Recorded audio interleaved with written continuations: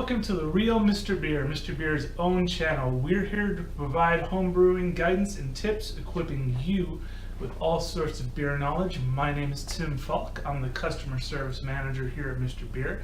If you've ever called, chatted, or emailed in with us, we probably talked. Today we're going to be brewing our Saison Du Miel Recipe. It has a 4.3 star review on our website, which I think is criminally underrated. I think this is a great beer, but you know, Saisons are kind of, I wouldn't say controversial, but certainly divisive. They really love it or hate it. So I think that could account for that underrating. At any rate, it's a 5.1 ABV beer. ABV, of course, stands for alcohol by volume. This tells you how strong the alcohol content of your beer is. Has an SRM of 3. SRM stands for Standard Reference Method. It's the way brewers use to specify what color their beer is. It's on a scale of 1 to 40, so 3 is definitely on the light side. This beer has 20 IBUs. It has a short hop boil. IBUs stands for International Bitterness Units. It's how we tell how bitter the beer is. It's on a scale of 1 to 100. So 20 is definitely on the lower side. This is not a terribly bitter beer, so if you're like me and you don't really like those super bitter beers, this is a great choice. This is good for fans of Saison Du Miel by Left Hand Brewing, Saison Du Pont by DuPont Brewing. There was also a really good one I had called Bière de Miel. I didn't take French in high school, in case you guys didn't pick up on that yet. But at any rate, the one from Jester King is really good too. Our standard Saison Du Miel is going to include your can of American Ale hopped malt extract. I got mine soaking in hot water already, along with my golden LME, which is our wheat LME. It adds body and head retention to the beer. You're also going to get a packet of Sterling pellet hops for our 5-minute hop boil. You're going to get a muslin hop sack. You're going to get a packet of Belle Saison yeast. The yeast is definitely what makes a Saison special, and it's what gives it its distinctive flavors, which we'll go over in a bit as usual. We've got a packet of No Rinse Cleanser, and then this is a recipe where we have you, the brewer, provide 1 cup of honey. Miel is French for honey. When I googled it, how to say honey in French to make sure that I was right about that, it said mon chéri, like sweetie. So make sure not to mix those up, I guess, or you might end up with a weird beer. For this, we're going to use some mesquite honey that our new customer service rep Tyson left laying around, and I was fortunate enough to snag up. Mesquite honey is not what one would typically use in this style, but it's a honey varietal that doesn't have an overpoweringly different flavor, so I think it's going to be okay. It should be some pretty subtle notes, and the Saison is already a pretty complex beer, so I'm not terribly worried about how the mesquite honey is going to affect it. So, as always, we're going to start off by putting our extract in hot water. That's because the extract has really thick consistency, kind of like molasses or honey. I should mention I also put our honey under the warm tap water to loosen it up as well, make it easier to pour. You don't want to get honey too hot or it can crystallize, or it can even lose some of the flavor and aroma, but just warm tap water should be fine. And then of course we're going to sanitize. So first we're going to assemble our fermenter. As usual, I like to put in the spigot at a 90-degree angle like so, and then screw on the nut. You guys sure are quiet in the chat today, or my chat's not working. I guess it could really be one or the other. Oh, shy, huh? That's okay. I'll just ask myself questions. I'll be my own audience. And then I like to turn the spigot the rest of the way like this, because the spigot's a little easier to get a grip on than the nut is, so you'll have an easier time tightening it down all the way. Then we're going to fill our assembled fermenter with 1 gallon of water. It doesn't matter too much what kind of water for this part, since it's not actually going to go into the beer. While we're filling our fermenter with 1 gallon of water, we're going to inspect the spigot for leaks. Make sure it's assembled correctly and all our equipment is in good working order. If there's a leak, you want to find out now instead of when you have it full of what is essentially sugar water. And I occasionally get customers who call in saying that, you know, their water leaked out all over their prize Beanie Baby collection or something like that. And, you know, of course I'm happy to replace the fermenter and the beer and all that. But I do have to wonder why they're putting their fermenter over stuff they care about. You know, you're going to have to keep in mind when you're placing your fermenter, it is full of 2 gallons of liquid that could make a huge mess if something did go wrong. And of course, beer can also foam over in the normal course of events. So please do keep in mind when you're placing your fermenter to keep it away from anything that's gonna be a problem. Now that our fermenter is full, we're gonna shake it around to make sure everything that touches the beer is gonna be sanitized. That's because beer is a very attractive environment for bacteria and mold. You'll notice the fermenter is not watertight. It is supposed to leak out a little bit around the lid because for a second there I thought we had it. Doesn't look like it though. It's not airtight because fermentation produces a little bit of carbon dioxide. And if we were to trap that, it would eventually rupture the fermenter and our beer would leak. It would make a big mess. You might be wondering if beer is so sensitive to bacteria, mold, and wild yeast. Again, none of which will make you sick. They'll just cause off flavors. If they're so sensitive to all that stuff, then why is holes in the fermenter okay? The reason is that the layer of carbon dioxide that the fermentation produces will keep all that stuff out of our beer for about 4 weeks. After 4 weeks, it'll start to dissipate. So that is one of the reasons you can't leave your beer in the fermenter for more than 4 weeks. Or rather, you shouldn't. I'm not telling you what you can and can't do. I'm just saying your beer is not going to be very good.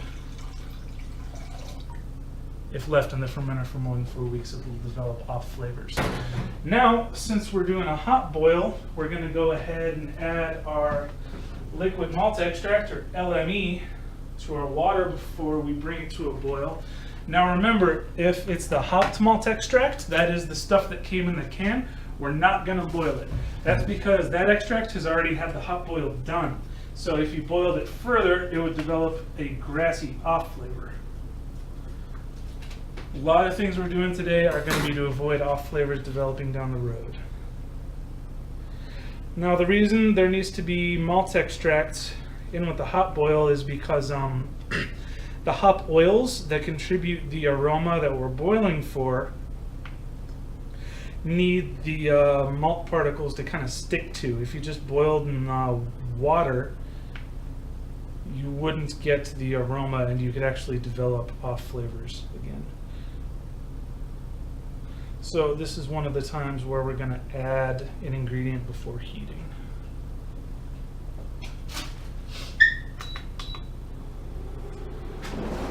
I'm just going to give that a little stir so it doesn't stick to the bottom.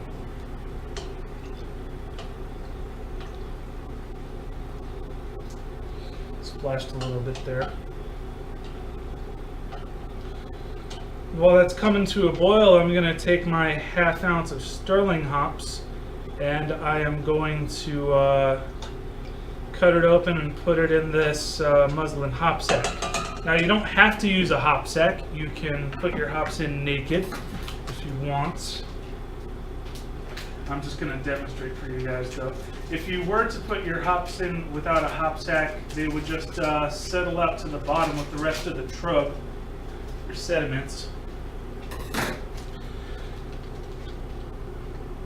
Now, if you are going to put your hops in naked, you're going to want to make sure that you cold crash, because there's going to be a little bit more sediment than there might be.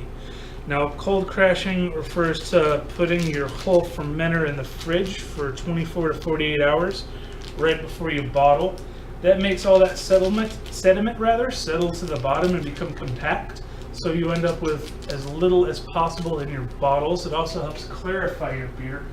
Now, since the golden LME is our wheat LME, and wheat tends to haze beer, The finished product is going to be a little cloudy, but as we're going to discuss in a bit, that is appropriate to the style. A Saison does not have to be hazy, but it can, because wheat often ends up in the grain bill. We're just going to cut off the excess so it doesn't take up too much room in the fermenter. I really picked some dull scissors today. I'm regretting that decision. Okay. So, we're waiting for our LME to come to a boil so we can add in our hop sack and start our hop boil. We're doing a 5-minute hop boil today. We have a great chart on one of our blogs about hop use that lays out kind of how the length of time you boil your hops will impact the outcome or the effect you get out of the hops. So if you boil your hops for about 30 to 60 minutes, you're going to get some bitterness out of them. If you boil them for more like 15 to 30 minutes, you're going to get flavor out of them. And if you boil them for 15 minutes or less, you're primarily going to be getting an aroma. Now, a Saison is not supposed to be a terribly hoppy beer. It's supposed to have low to moderate hop bitterness, but it's supposed to have a real spicy aroma. And that's what these sterling hops add to it, kind of a spicy aroma. Some Saisons are actually spiced, like you put spices in them, like coriander, I think I've seen. You can also put herbs in them sometimes. A lot of the spiciness also comes from the esters out of the yeasts. If you've never had a Saison before, I highly recommend you pick one up at your local bottle shop. You're probably not going to find it at a grocery store unless you got some real fancy grocery stores near you. But it's a very distinct, unique style. There's a really wide variety. And it has kind of a spicy, funky, fruity aroma and flavor from the yeast esters that's really good. Saisons are one of my favorite styles of beer for just that reason. I like sour and funky kinds of beer. So all those ones I mentioned earlier, DuPont, and then the left-hand Saison Du Miel, the Jester King Bière Du Miel was really good too. Tank 7, I think that one is Boulevard Brewing. That's Funkworks. Which one? Funkworks makes good Saisons. Funkworks makes excellent Saisons, Matt points out. I think they do a Nelson Sauvin one that I really liked. Yeah. Yes. Nelson A single hop Nelson Sauvin? Yeah, at any rate, Saisons are great, and they are a style of beer that not a lot of brewers might have necessarily had before if you're a beginner or an intermediate brewer. Saison is part of a group of beers that are referred to as farmhouse ales. As the name implies, they were typically grown, or rather brewed, in a rural setting. So Saisons are a farmhouse ale, but not all farmhouse ales are Saisons. It actually refers to a pretty wide range of styles. The emphasis being a really artisanal craftsmanship approach to the brewing, using locally sourced ingredients, because a lot of people who worked in agriculture when these were developed only had access to seasonal ingredients and ingredients that they could get from close by. So that's a key component in farmhouse ales. A lot of them, or rather most of them, will have kind of a dry finish with some kind of funky or estery yeast to them. Some of them might be tart. But any kind of farmhouse ale, I can't recommend highly enough. Like I said, the star of a Saison is kind of the yeast. So it's a good opportunity to talk about how you pick a yeast for a beer in general. There are a couple things that you want to keep in mind about the yeast you're picking. One is how it's going to contribute to the flavor. Now, we all know that when yeast eat sugar, they turn it into carbon dioxide and alcohol. What a lot of us don't know is that they produce other things as well. Chemicals like esters, fusel alcohols, and other compounds that can influence the flavor of the beer. So this Saison yeast is going to have a really distinctive flavor that you're not going to mistake for everything else. If Matt can switch to pot cam, we can see that we got heat break here, we got our foam. So I'm going to go ahead and add in our yeast, and I got 245 Arizona time, so at 250 we'll go ahead and take our pot off the heat. So yeast flavor, if you want the hops and the malt to be the star of the show, you're going to want to use a real clean finishing yeast like US-05 that's going to show up in your IPAs and your pale ales. I find if you want kind of a malty bready finish, our house yeast, our Cooper's yeast, this stuff is good for that, as is SO4. If you want, let's see, kind of a bubblegum spicy sort of note, use T58, it's a Belgian yeast. Those are just some examples of yeast that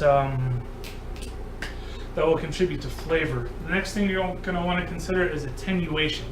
Attenuation refers to the amount of the available fermentable sugar that the yeast is going to actually ferment expressed as a percentage.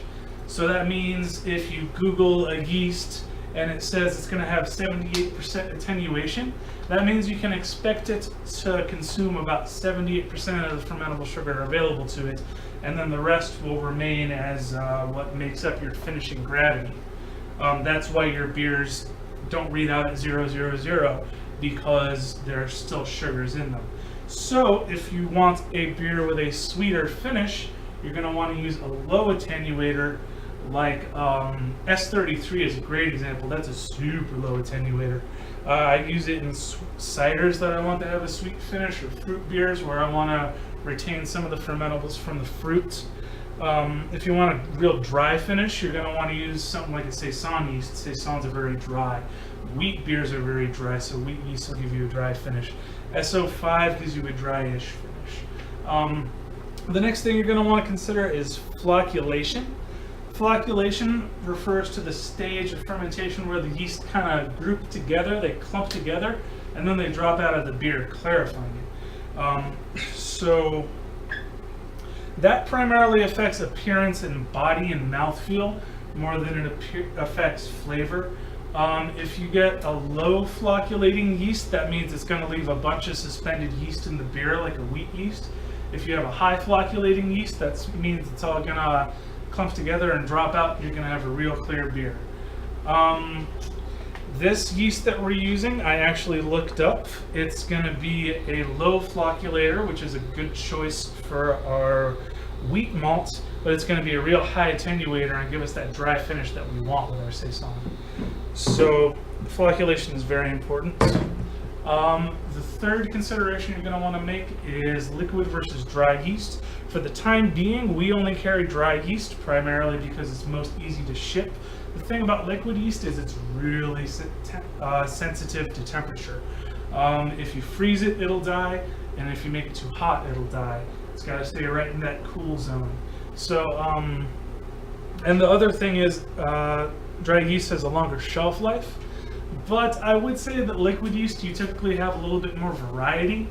There's only so many dry yeasts, but liquid yeast, there's kind of a bit more to choose from. A medicinal flavor, we have a question. What's the medicinal or Band-Aid flavor in a batch of beer?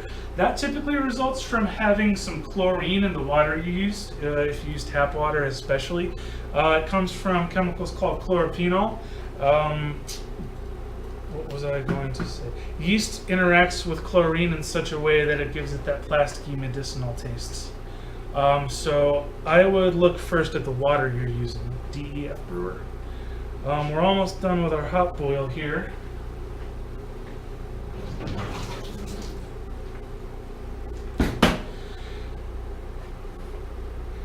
But other than the storage and transportation issues, there's not going to be a huge difference between liquid yeast and dry yeast for our purposes. You just open the packet and dump it in your cooled wort. Same as anything else. You'll notice that a lot of the different manufacturers of yeast like to make up their own little names for the strains, even though you know, it's the same actual strain of yeast that you can find from other manufacturers. So I would just always make sure that you're not buying something you already have on hand, or something you can get cheaper somewhere else from a different manufacturer just because it has a different name. Kaiju's asking, he's brewing a wheat beer that has an ale yeast and a wheat yeast. What temperature should you keep your LBK?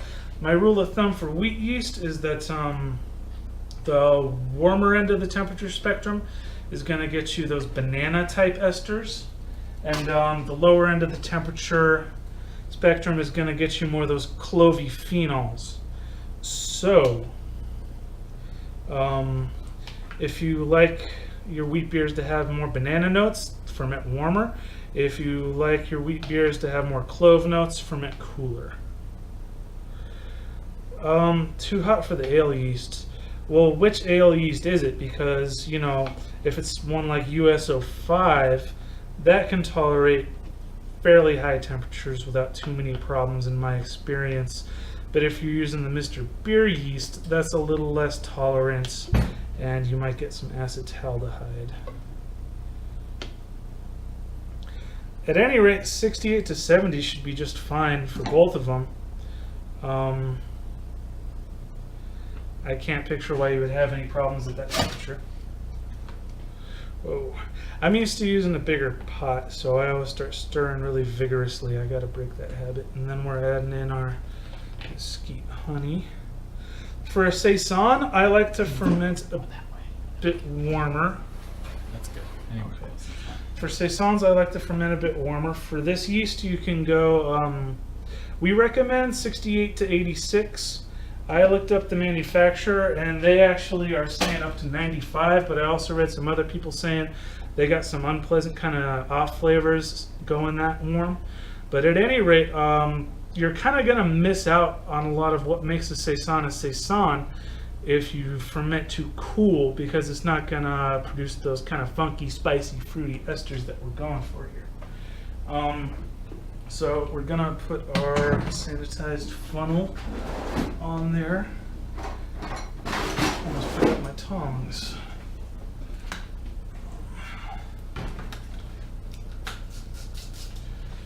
Okay.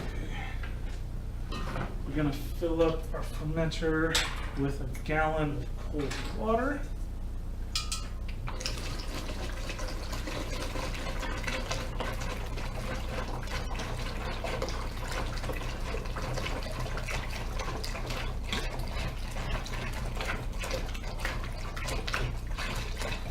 As usual, I'm just going to give my pot a little stir here to make sure that my extract isn't sticking to the bottom.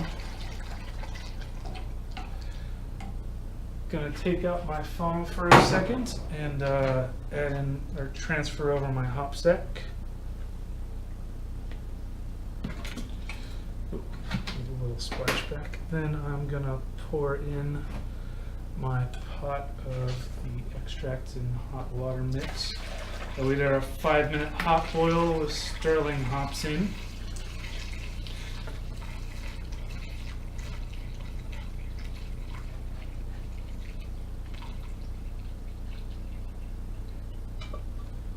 Just going to scrape the bottom a little bit just to make sure we're getting the most out of our extract. Remember, the more we leave behind, the more we're going to lose in terms of flavor, aroma, color, ABV, body, and mouthfeel. There's just nothing good about leaving extract behind. And then we are going to go ahead and add in our 2nd gallon of cold water. And we're going to fill up our fermenter to the number 2 or 8.5 quart line. Remember, before we were filling up to the number 1 or 4 quart line, now we're filling up to the number 2 or 8.5 quart line.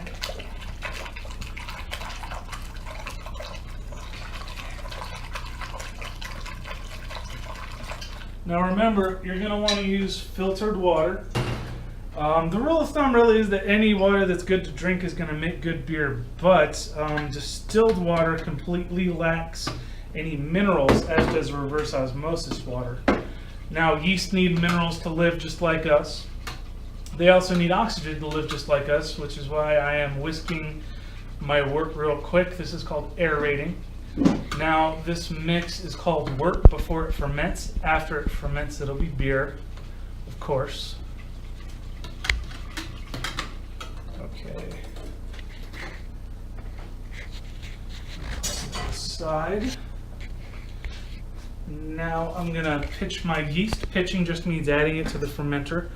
Those brewers love their fancy vocab words.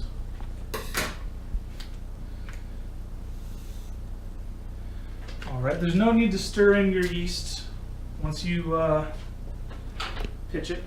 Then I'm gonna screw on my lid, and I'm not gonna remove it again until it's time to clean up after bottling. You're gonna let your fermenter sit for about 21 days total, so 3 full weeks. You might be able to get away with 2 weeks if it's a low gravity beer, but we find we get better results with 3 full weeks. After about 24 hours, you'll start seeing some activity in the fermenter, typically foaming, although I would note that not every beer is going to have a lot of krausen or foam on the top. A better indication of whether fermentation is happening is whether trub is settling on the bottom. Trub is a sediment. It's made of malt particles and spent yeast. It's a byproduct of fermentation. So after a couple days, you'll see a little layer of white stuff at the bottom of your fermenter. If you don't, it might mean there's some kind of problem going on, and you need to give me a call here so I can get you squared away. Real quick, just to address a question from Jacob. Should you let your beer carbonate and condition longer than normal? I would just note that beer is like wine. The longer you let it set, the better it's gonna get, with a couple exceptions like IPAs and wheat beers. So I recommend storing your beer at room temperature, and again, it's only going to improve with time as long as it's at room temperature, which is called conditioning. It matures just like wine. The yeast kind of clean up some of the byproducts of fermentation. So the longer you wait, the better it'll be. But the American Light is not a beer that needs a lot of conditioning. It should be ready to drink pretty much as soon as it carbonates.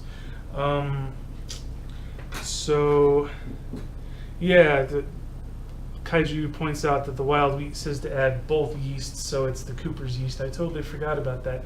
You guys might be surprised to know that I don't actually have the instructions for all 130 recipes we've had memorized just yet. It's only been 3 years though, give me a little more time.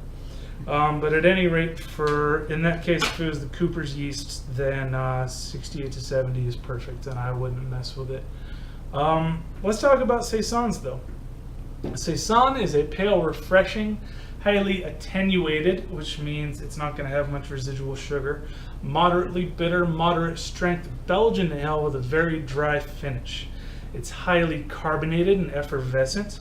It can be spiced or herbed and use non-barley grains. The expressive yeast character is fruity, spicy, and not overly phenolic. Again, a phenol is a compound that yeast can produce during fermentation. This beer is highly aromatic. It again, fruity and spicy show up a lot. Those are kind of characteristic components of the style. Low to moderate hop aroma. We did a very short hop boil. And moderate to high, typically citrus esters. Esters, like phenols, are another byproduct of fermentation that gives the beer its characteristic flavors and aromas in this case. Strong versions can have alcoholic boozy notes. Spicy notes should be more peppery than clovey. You need to refresh your chat. You're answering questions from last week. Oh wow, that's embarrassing. So apparently, Just refresh the page. okay, apparently this entire time I've been answering questions from last week. That is quite a technical difficulty. I would ask why you guys didn't say something, but still having the same problem. That figures. Okay, I'm just going to ignore the chat then. Sorry, guys. Wow, you must have been so confused. I can't wait to see the chat from this episode and see all the commentary about my confusion. But let's keep talking about saisons. The spicy notes should be more peppery than clove-like. Pale versions often have a distinctive orange flavor, but may be pale to golden amber. Dark versions can be copper to dark brown. They both will have a long-lasting head with lacing on the glass. They may be clear, but haziness is not unexpected, as we discussed earlier. Like the aroma, the flavor is medium fruity and spicy, with low to medium soft malt character and grainy flavors. It's got moderate to high bitterness, and the dry finish accentuates the perception of bitterness. Like we said when we were talking about wheat beers, those don't taste very bitter, even though they have a dry finish, and the reason is they have an even shorter hop boil. Saisons can be sour, but they shouldn't be strongly sour and strongly bitter. They can be strongly bitter and they can be strongly sour, but they can't be strongly sour and strongly bitter. Dry finish is essential. It should never finish sweet. If you ever want to see Josh really, really angry, tell him you're going to make a sweet saison, and you will get treated to quite the lecture about how what you're making is in fact a bière de garde, not a saison. Darker versions tend to be maltier with flavors characteristics of darker malt, chocolate, toffee. Not really roasty though. Stronger versions can have a boozy flavor, stands to reason. If it is spiced, it shouldn't overpower the yeast, it should complement it. The hop bitterness is restrained. Again, the perception of bitterness is from the dry finish, and these beers have a light to medium body with effervescent carbonation. Again, often called farmhouse ales in the US, although this is a broad term that refers to many styles. These were originally brewed in Wallonia, French-speaking Belgium, for consumption during active farming season. They were originally session strength, meaning below 5% ABV, so workers didn't get too wasted while they were drinking it and then going back to work. Higher gravity tavern versions became popular though. The most popular saison, brewed by DuPont, was first produced in the 1920s. Used local available, or saisons rather, used local available ingredients originally, so each farm and region had a different version, hence all the variety in the style today. I'm afraid I am not able to do a Q&A if I don't have a chat. So I hope you guys don't have any questions. But I will be back next week, and tomorrow we will have Josh in for the advanced stream. Josh is pretty much answering the questions anyway. So. Very good. Josh is answering the questions. He always covers down for me. What a great guy. So thank you guys so much for joining us, and I will see you next time.